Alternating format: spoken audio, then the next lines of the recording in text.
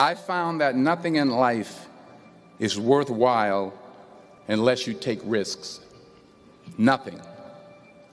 Nelson Mandela said, "There is no passion to be found playing small and settling for a life that's less than the one you're capable of living." Now, I'm sure in your experiences in school and applying to college and picking your major and deciding what you want to do with life, I'm sure people have told you to make sure you have something to fall back on. Make sure you got something to fall back on, honey. But I never understood that concept, having something to fall back on.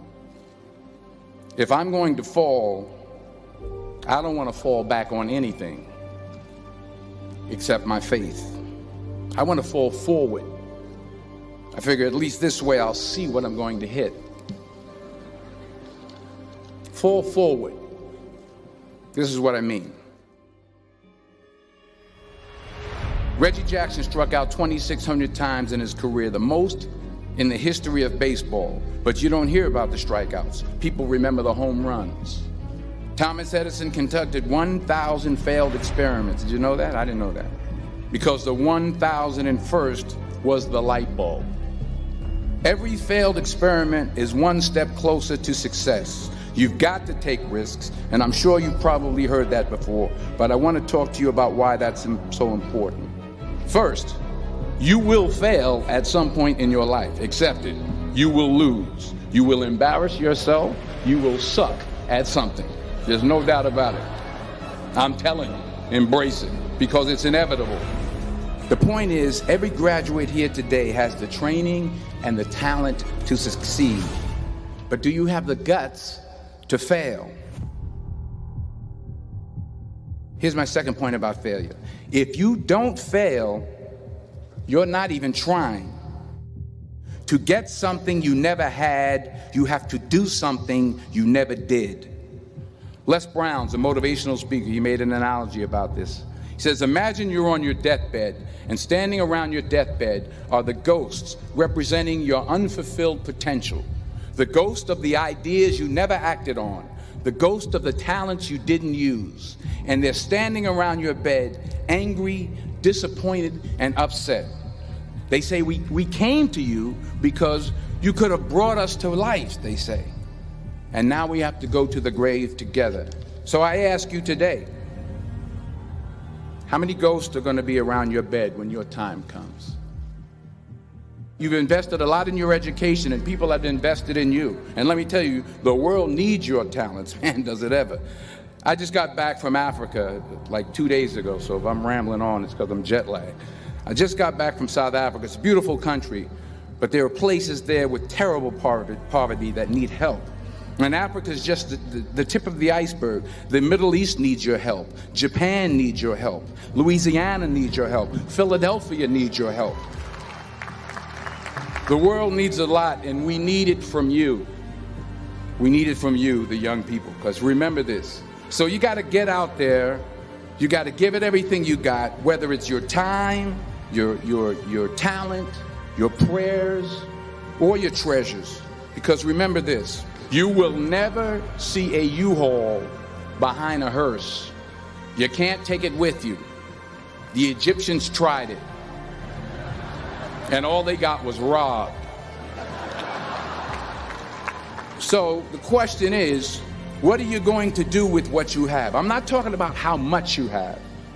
Some of you are business majors. Some of you are theologians, nurses, sociologists. Some of you have money. What are you going to do with what you have? Remember, just because you're doing a lot more doesn't mean you're getting a lot more done. Don't confuse movement with progress. My mother told me, she said, yeah, because you can run in place all the time and never get anywhere. So continue to strive, continue to have goals, continue to progress. All right, now here's my last point about failure. Sometimes it's the best way to figure out where you're going. Your life will never be a straight path. I began at Fordham University as a pre-med student, then journalism, and with no academic focus, my grades took off in their own direction. I was a 1.8 GPA one semester, and the university very politely suggested that it might be better to take some time off. I was 20 years old. I was at my lowest point. And then one day, and I remember the exact day, March 27th, 1975, I was helping my mother in her beauty shop. My mother owned a beauty shop up in Mount Vernon. And there was this older woman who was considered one of the elders in the town. And I didn't know her personally, but I was looking in the mirror, and every time I looked at the mirror, I could see her behind me, and she was staring at me. She just kept looking at me. Every time I looked at her, she kept giving me these strange looks. So she finally took the dryer off her head and she said something I'll never forget. She said, "Young boy, I have a prophecy." She said, "You are going to travel the world and speak to millions of people." And in the years that followed, just as that woman prophesied, I have traveled the world and I have spoken to millions of people through my movies. Millions who up till this day couldn't see me, who up till this day I couldn't see while I was talking to them, and they couldn't see me. They could only see the movie. They couldn't see the real me. But I see you today, and I'm encouraged by what I see. And I'm strengthened by what I see. Because taking risk is not just about going for a job. It's also about knowing what you know and what you don't know. It's about being open to people and to ideas. While it may be frightening, it will also be rewarding. Because the chances you take, the people you meet, the people you love, the faith that you have, that's what's going to define you. Never be discouraged. Never hold back. Give everything you got. And when you fall throughout life, remember this: fall forward. Fail big. Today is the beginning of the rest of your life, and it can be very frightening. It's a new world out there. It's a mean world out there, and you only live once. So do what you feel passionate about. Take chances. Don't be afraid to fail. There's an old IQ test, was 9 dots, and you had to draw 5 lines with a pencil within these 9 dots without lifting the pencil. The only way to do it was to go outside the box. So don't be afraid to go outside the box. Don't be afraid to fail big, to dream big.